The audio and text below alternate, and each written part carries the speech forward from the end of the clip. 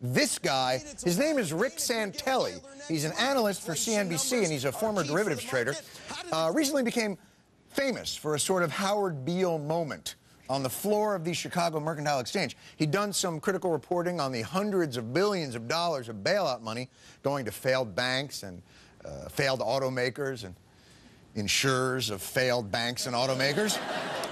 But when it looked like the president wanted a small percentage of that money to go to actual homeowners, whoa! David Banner became the incredible Santelli.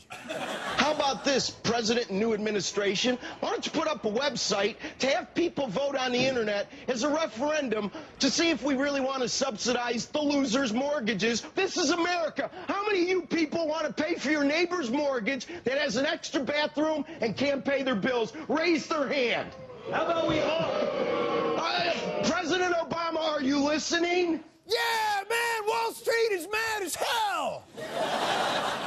And they're not gonna take it anymore, unless by it you mean $2 trillion in their own bailout money. So to all you dumbass homeowners out there who let your optimism and bad judgment blind you into accepting money that was offered to you from banks, educate yourselves. Bear Stearns is fine. Do not take your money out. This is really, look, if there's one takeaway other than a plus 400 somebody, Bear Stearns is not in trouble.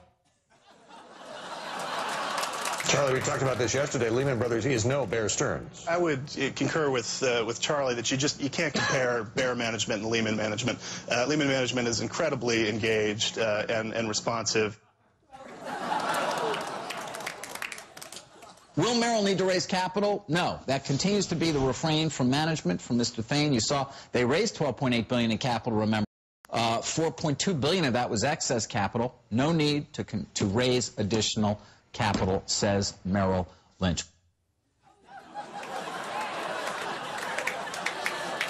It's not rocket science, homeowners. It's apparently alchemy.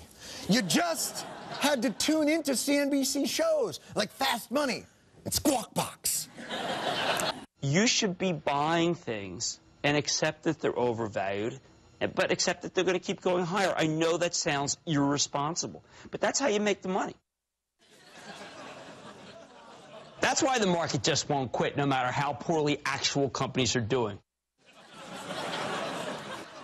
The worst of this subprime business is over. Very simply, I believe that it means it's time to buy. Fundamentals are coming back into play. I think people are starting to get their confidence back.